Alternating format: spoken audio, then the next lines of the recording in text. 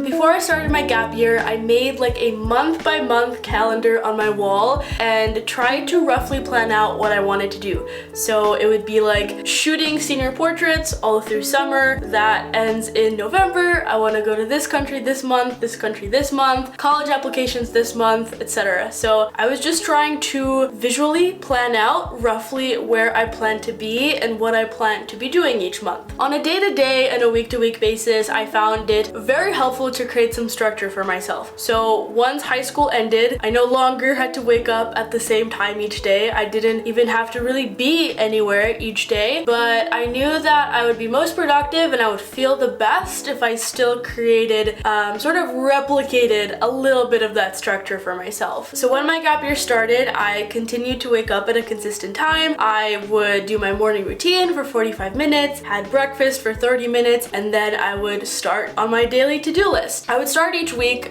usually on Sunday morning, by writing out all the things that I needed to or wanted to do that week. Sort of like doing a big brain dump. And then I would go to my to-do list app. I really like this one called ToDo, and I would take all those things, that big list, and I would schedule it from Monday to Sunday. So each morning when I woke up, I would just review that, maybe shuffle around, edit it a little bit, and that was my game plan for the day. I think taking it week by week, day by day, really helped me to not feel overwhelmed by the scope of the gap year. Initially, a gap year feels like so much freedom. There are so many possibilities for how you could spend that time. So you really just have to start by picking a few things that you know you want to do and just start doing them. Because otherwise, it's very easy to just get overwhelmed, kind of freeze up, and not end up doing anything. I also found it really helpful during my gap year to do something called time tracking. So now that I had basically the freedom to decide what to do with my entire day, there was so much time that was open to me, I really wanted to know exactly how that time was distributed. I used this app that I really like called Now Then Pro. Basically, whenever I started doing something new, whenever I switched activities,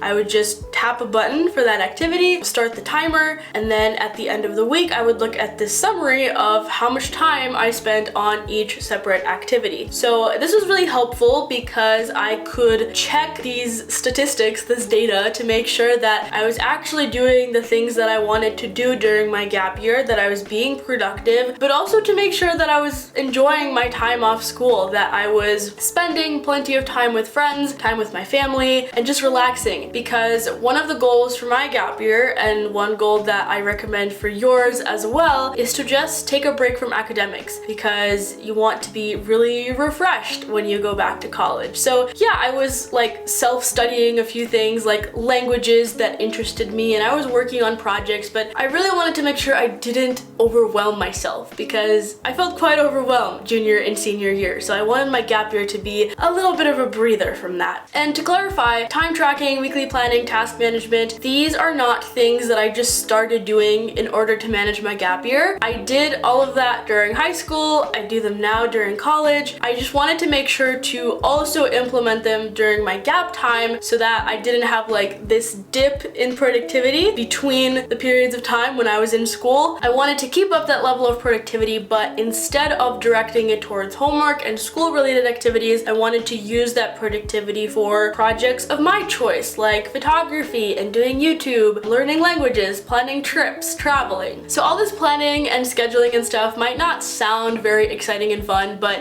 if you are excited about your gap year and excited about the things that you want to do on your gap year, then planning is how you're going to be able to execute those things. So that should make the planning process inherently fun and enjoyable for you. Pick a few things to work on each week, a few smaller things to work on each day, and take it day by day, and you'll have an awesome gap year.